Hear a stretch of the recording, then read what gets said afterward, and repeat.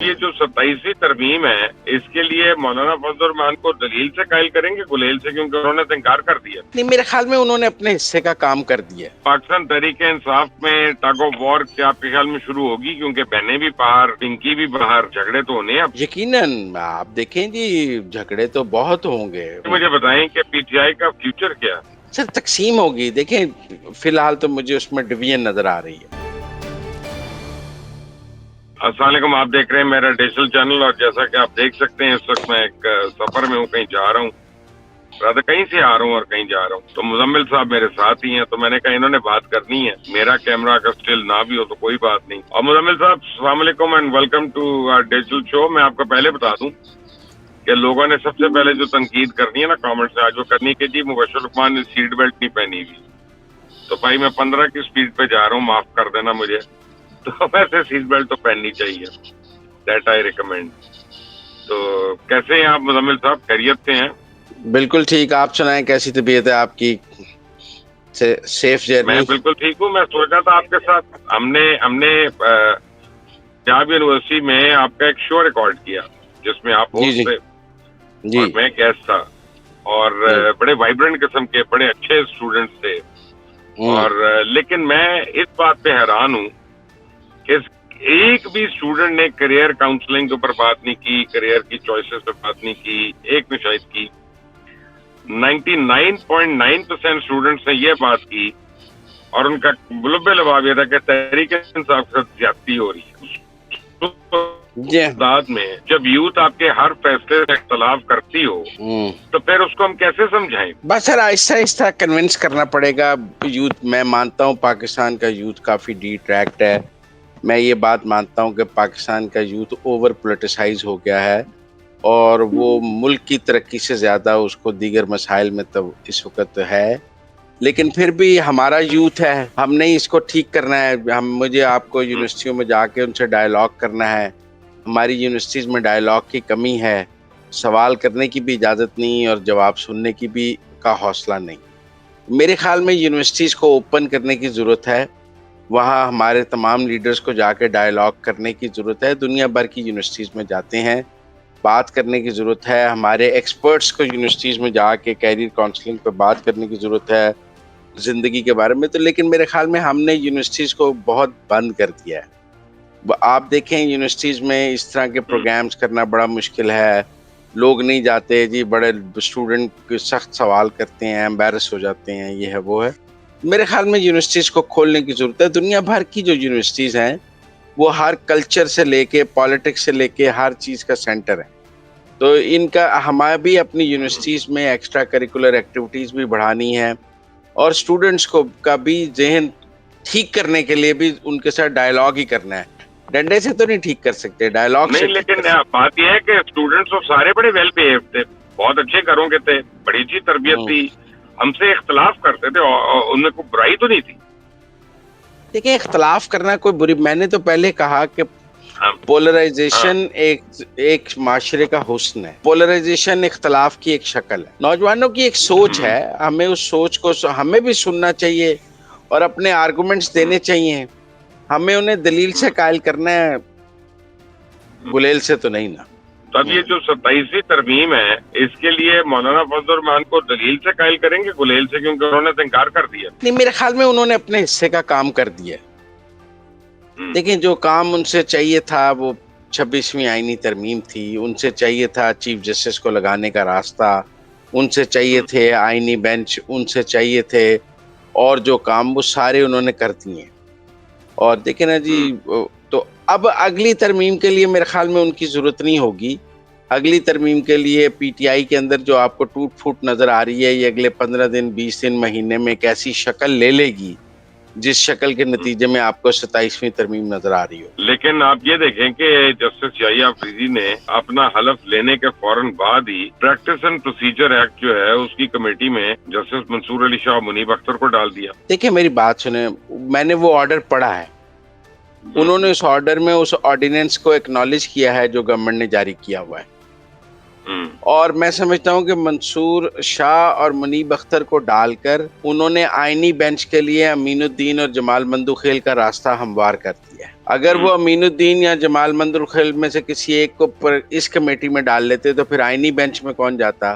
तो मेरे ख्याल में उन्होंने ये ऐलान किया है कि ये दोनों जो हैं मंसूर अली शाह और मुनीब अख्तर, ये आईनी बेंच में नहीं जा रहे, ये उस सुप्रीम कोर्ट में होंगे जिसको आईनी मुकदमात सुनने का अख्तियार नहीं होगा। तो बाकी वो अगर उन्होंने उस ऑर्डिनेंस को ओन किया और प्रैक्टिस एंड प्रोसीजर एक्ट जो है वो मजीद तरमीम के लिए जा रहा है, तो मेरे ख्याल में it's not a wrong move, उन्होंने ठीक किया। तो अब पाकिस्तान तहरीके इंसाफ में टग ऑफ वॉर क्या आपके ख्याल में शुरू होगी, क्योंकि बहनें भी बाहर, पिंकी भी बाहर, झगड़े तो होने अब। यकीनन आप देखें जी, झगड़े तो बहुत होंगे और झगड़े आप देखें, जैन ने इस्तीफा दिया है। मैं शंदाना का एक वीडियो क्लिप देख रहा था जिसमें वो कह रही थी कि हम बुशरा को लीडर नहीं मानेंगे, मरूसियत नहीं हो सकती। तो मतलब चीजें तो बहुत आहिस्ता आहिस्ता शेप लेती जाएंगी। असल में 26वीं आईनी तरमीम के लिए इंतजार नहीं किया जा सकता था। एक डेडलाइन जो मौजूद थी कि 20, 21, 22 तक होनी है, 25 को चीफ जस्टिस लगना है, ये है वो है। लेकिन अब 27वीं के लिए तो डेडलाइन नहीं है ना, ये 15 नवंबर को भी हो सकती है, 30 नवंबर को भी हो सकती है, 15 दिसंबर को भी हो सकती है। तो एस्टेब्लिशमेंट किसी डेडलाइन के साथ तो अब नहीं खेल रही है हुकूमत। तो इसके लिए अब 10 दिन लेट क्या, 10 दिन पहले क्या, ये हो जाएगी और ये माइनस मौलाना की जाएगी। तो नंबर्स पूरे हो जाएंगे उसमें। जी जी हो जाएंगे। मौलाना जो हैं वो, बल्कि मौलाना पीटीआई को ताना देंगे कि हमने तो ये सब कुछ नहीं किया था जो आप लोगों ने मंजूर कर लिया है, आपके लोग बिके हैं, मैं तो नहीं बिका था। इससे तो मौलाना को एक पॉलिटिकल मॉरल एज दिया जाएगा 27वीं तरमीम। तो अब ये मुझे बताएं कि पीटीआई का फ्यूचर क्या है। सर तकसीम होगी, देखें फिलहाल तो मुझे उसमें डिवीजन नजर आ रही है, और अगर इमरान खान जेल से बाहर नहीं आते तो ये डिवीजन बहुत बढ़ जाएगी। ये अगर इमरान खान जेल से बाहर आ जाते हैं तो ये डिवीजन खत्म हो जाएगी। लेकिन अगर इमरान खान अगले 6 महीने, साल, 2 साल जेल से बाहर नहीं आ रहे तो फिर डिवीजन तो दिन ब दिन बढ़ती जाएगी और ग्रुपिंग और फॉरवर्ड ब्लॉक्स और ये सब कुछ होता रहेगा। तो इमरान खान तो बाहर नहीं आ रही है, तो मैं आपको गारंटी कर रहा हूँ। तो फिर तकसीम तो होगी ना जी। देखें गंडापुर खुद को नंबर 2 पोजीशन पे एस्पायर कर रहे हैं। बुशरा बीबी का जो आशीर्वाद है वो गंडापुर के पास है। शायद बाकी लोगों को गंडापुर एज नंबर 2 कबूल नहीं, क्योंकि गंडापुर की पंजाब में कोई बेस नहीं है, आप समझे, वो तो पंजाब से जीरो है। तो खाली केपी के सर पे तो पार्टी के नंबर 2 नहीं हो सकते। लेकिन पंजाब से कौन लीड करेगा पीटीआई को? क्या शाह महमूद कुरैशी साहब बाहर आके पंजाब वाली पीटीआई को लीड करेंगे और गंडापुर को चैलेंज करेंगे और आगे लेके चलेंगे? तो ये चीजें अभी आगे शेप अप करेंगी। वो निकल कर कहेंगे कि मैं नाराज लोगों को वापस लाऊंगा, हम पार्टी को यूनाइट करने के चक्कर पे करेंगे। तो उसमें things will evolve in next 30 days. यार गंडापुर ने तो कहा था कि मैं नए चीफ जस्टिस को काम नहीं करने दूंगा, ओथ नहीं उठाने दूंगा। वो तो उनकी ओथ टेकिंग में बैठे हुए थे और चुप करके बड़े अदब से बैठे रहे हैं। तो तहरीक इंसाफ वाले उनसे सवाल नहीं करते कि पहले क्यों ऐसी झक मारी थी जब ये करना था? तो वो हलफबरदारी में 1.25 घंटा पहले पहुंच गए थे। अभी कुर्सियां लग रही थी तो वो पहुंच गए थे।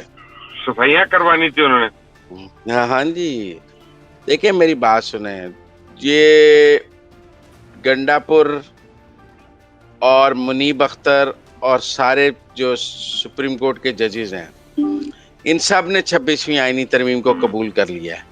जब इन्होंने 26वीं आईनी तरमीम के तहत बनने वाले चीफ जस्टिस को कबूल कर लिया है तो इन्होंने देखें, एक चांस तो ये हो सकता था कि पीटीआई ये कहती कि हम चूंकि 26वीं आईनी तरमीम के तहत सीनियर मोस्ट को चीफ जस्टिस नहीं बनाया गया, लिहाजा हम इसको चीफ जस्टिस नहीं मानते। तो फिर उसमें यह था कि जो चीफ जस्टिस जो हैं वो इसकी हलफबरदारी में ना जाते गंडापुर, और जो जजेस 26वीं आईनी तरमीम के खिलाफ हैं और वो समझते हैं कि मंसूर अली शाह को चीफ जस्टिस होना चाहिए, वो भी ना जाते इस हलफबरदारी में। लेकिन जब सब याहिया अफरीदी की हलफबरदारी में पहुंच गए तो सब ने 26वीं आईनी तरमीम को कबूल कर लिया, क्योंकि उन्होंने 26वीं आईनी तरमीम के तहत बनने वाले चीफ जस्टिस को कबूल कर लिया, फिर आगे आईनी बेंच को कबूल कर लेंगे। तो मेरे ख्याल में अब 26वीं आईनी तरमीम की कबूलियत का तो कोई मसला नहीं है, सब ने कबूल कर लिया। 27वीं की बात हो रही है, मिलिट्री कोर्ट्स की बात हो रही है, क्या वो हो जाएगा आराम से? हाँ, बाय 30 नवंबर या 15 दिसंबर तक हो जाएगा। 30 नवंबर या 15 दिसंबर। तो आगे क्या लग रहा है अपना हमारा सीपैक फेज 2 का रोल आउट होना है? सीपैक फेज 2 अब आहिस्ता आहिस्ता मैं रोल आउट हो रहा है, क्योंकि मैं देख रहा था कि ये जो सोलर कंपनीज हैं वो पाकिस्तान पंजाब में फैक्ट्रीज लगाने के लिए पहुंच गई हैं। और अब तो देखें इंडस्ट्रीज शिफ्ट होनी है चाइना से यहाँ पे, उस पर बात हो रही है कि कितनी इंडस्ट्रीज जो हैं इलेक्ट्रिक ईवी कार्स की इंडस्ट्रीज चाइना से यहाँ आ जाएं, सोलर की एनर्जी आ जाए, जो जो चीज पाकिस्तान यहाँ से एक्सपोर्ट कर सकता है या बन सकती है उसकी इंडस्ट्रीज यहाँ आए, तो उस पर काफी तेजी से काम हो रहा है, ऐसी बात नहीं है। कोई अच्छी खबर है इकोनॉमी वाइज?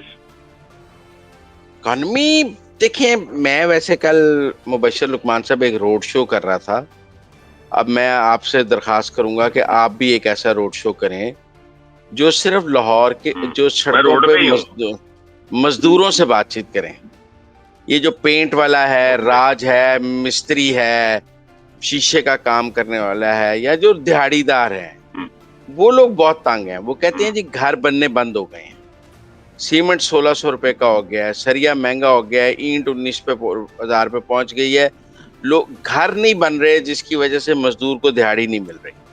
हमारी कंस्ट्रक्शन इंडस्ट्री बहुत बैठ गई है, जिसकी वजह से हमारा लेबर तंग है और हमारे लेबर को मजदूरी नहीं मिल रही।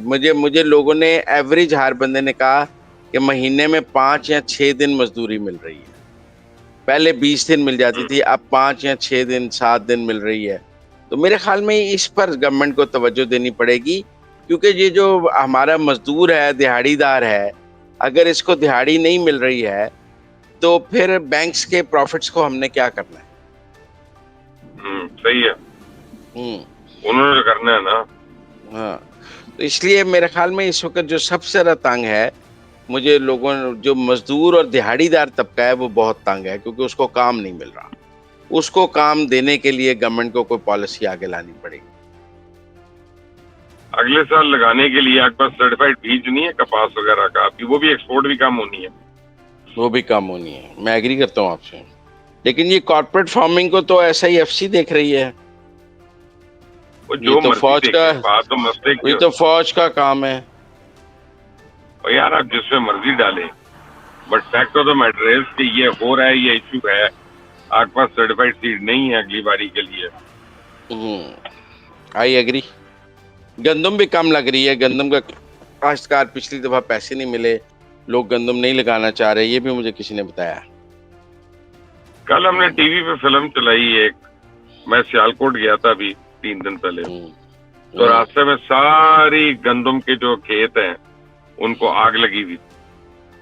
तो मैंने जब दिखाया तर्जुमान पंजाब हुकूमत को, तो उन्होंने कहा जी इतने इतने हमने पर्चे काट दिए लोगों पे। तो आज मैं देख रहा था, आज संडे है, लेकिन आज मैं उठ के देख रहा था तो ऐसी कोई बात नहीं है, कोई पर्चे वर्चे नहीं कटे, किसी को अंदर नहीं किया गया, कोई कानून हरकत में नहीं आ रहा। तो ये मरियम नवाज या लिप सर्विस के अलावा भी कुछ कर सकती है कि नहीं? नहीं, मेरे ख्याल में स्मॉग पर बहुत काम हो रहा है, लेकिन अब देखें ना, लोग अपनी जो फसल की बाकियात हैं उनको आग लगाते हैं, वो गलत है। आज तो मैं देख रहा था कि चूंकि हवा अमृतसर से आ रही थी और इंडियन पंजाब में फसलों को आग बहुत लगाई जाती है, तो आज एयर इंडेक्स उसकी वजह से बहुत ख़राब था। लेकिन बहरहाल हमारे किसान को सेंसिटाइज होना पड़ेगा कि वो जो क्रशर है उसके ज़रिए अपनी जो फसल की बाकियात है उनको ख़त्म करे। आग लगाना एक सस्ता सलूशन है, वो ना करे, उससे पूरा माहौल ख़राब हो रहा है। और हमें पर्चे हुए हैं या नहीं हुए हैं, लेकिन हमें किसान को समझाना तो पड़ेगा ना कि यार ना लगाओ आग, आपकी बड़ी दरखास्त है, आपकी फसल की बाकियात है, आप इसको आग लगाते हैं तो उसका जो तरीका है आप उनको वो दे देना, वो जो उसका एक तरीका होता है उसको वीड आउट करने का, वो किसान बेचारा उसकी कॉस्ट दे नहीं सकता, गवर्नमेंट वो करवा दे। वो दे रहे हैं, उसका तरीका बनाया है कि हर इलाके में हर DC वगैरह को दिए जा रहे हैं, लेकिन अभी बहुत स्लो है टाइम। मैंने एक प्रेजेंटेशन इस पे ली, अगर आज से काम शुरू किया जाए तो लाहौर रहने के काबिल 2032 में होगा, वो भी अगर जंगी बुनियादों पर काम किया जाए। तो आज से काम तो नहीं हो रहा ना, अभी तक तो नहीं हुआ शुरू। स्लो है, बहुत स्लो है। अच्छा जी, मुबारक हो आपको, पाकिस्तान ने दोनों मैचेस क्रिकेट के जीत लिए। मैं जो 1.5 साल से कह रहा था कि आकिब जावेद को लेके आओ, उसने आते ही जो अनपॉपुलर डिसीजंस लिए उन्होंने पाकिस्तान की टीम को जिता दिया पकड़ के। आपके हीरो तो जीरो हो गए।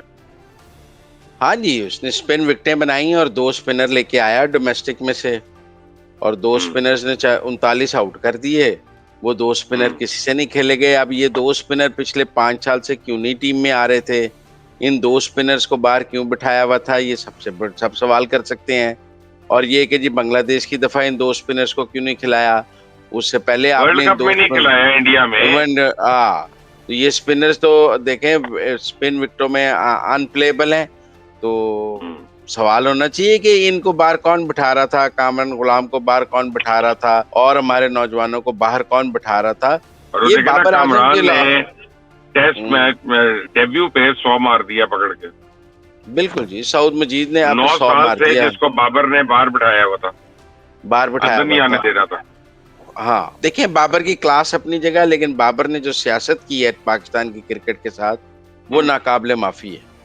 मैं आज भी देख रहा था कि उसको एक कैटेगरी का सेंट्रल कॉन्ट्रैक्ट ऑफर किया गया है, लेकिन मैं समझता हूँ कि उसने पाकिस्तान में, देखें एक बड़ा प्लेयर वो होता है जो नौजवानों को आगे लाए, जो टीम को लेके चले, जो जीत में किरदार अदा करे। बाबर की सारी एवरेज के बावजूद पाकिस्तान ने शिकस्त खाई है, कोई टूर्नामेंट ये हमें जिता नहीं सका और टीम ये बना नहीं सका। बतौर कप्तान भी नालायक है और बतौर इंसान भी नालायक। तो बाबर किंग ना हुआ, बाबर क्वीन हो गया। बट इसके साथ ही बाबर लूजर हो गया, लूजर है।